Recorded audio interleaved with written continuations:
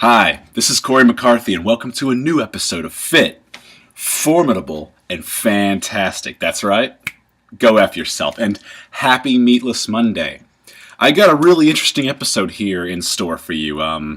It's got some historical value to it, so I think that you all might enjoy it. And so, without any further ado, I was doing some reading last week. And then I did some further digging, and I came across a research paper that was released in October of 2014, so it's really recent. It turns out that some of the biggest badasses of the ancient world appeared to have consumed a mostly vegetarian diet. I'm referring to the Roman Gladiators. According to anthropological data, the gladiators were known as, and forgive me if I pronounce this wrong, hordeari, or barley eaters. They consumed a diet of mostly beans and grains.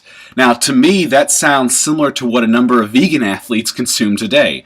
There was a joint study that was conducted by forensics departments at two European universities. Pardon me. One was in Vienna, Austria, and the other was in Bern, Switzerland. They studied the bones from a gladiator cemetery in Ephesus, and that dates from around 2nd and 3rd centuries BC. These findings indicate that the gladiators consumed a mostly vegetarian diet, and they were described as, which was described as primarily of grain, and it was meat-free. And I'm putting that in quotes. That was from the actual paper. And now, compared to the normal population, their bones had unusually high levels of strontium, and thus they must have consumed meals containing a strontium-rich calcium source.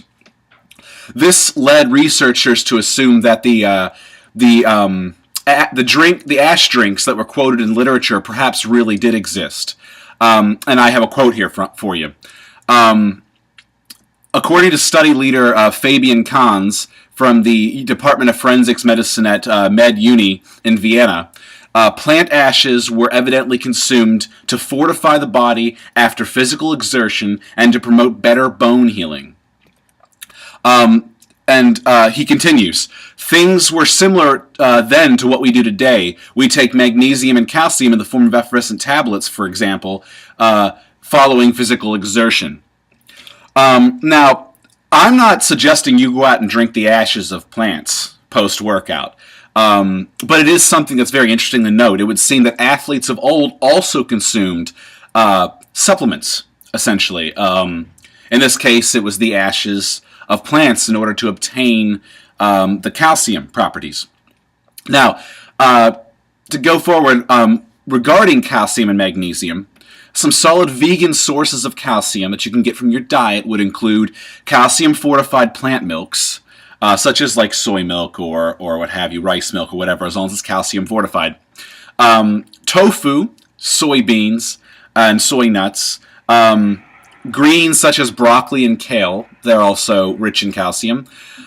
Furthermore, some solid vegan sources of magnesium would include dark leafy greens, such as Swiss chard and kale, various nuts and seeds, various beans and lentils, whole grains such as quinoa, barley, and rice, which sort of plays into that whole sort of like the diet of the gladiators, because they ate a lot of barley. They were known as barley eaters. Avocados, bananas, dried fruit, and chocolate. So there you have it. It shows that looks like the gladiators were looks like they ate a primarily vegan diet. I don't see anything listed in the research about anything outside of those foods, but perhaps they did. Who knows? But it looks like they did consume a diet consisting of, like I said, beans and grains, and that, of course, ash drink potentially. If you have anything you'd like to add or like to discuss, please drop it in the comments below per usual. I'll see you guys on Friday for a regularly scheduled episode. Until then, stay fit, stay formidable, and stay fantastic. See you around.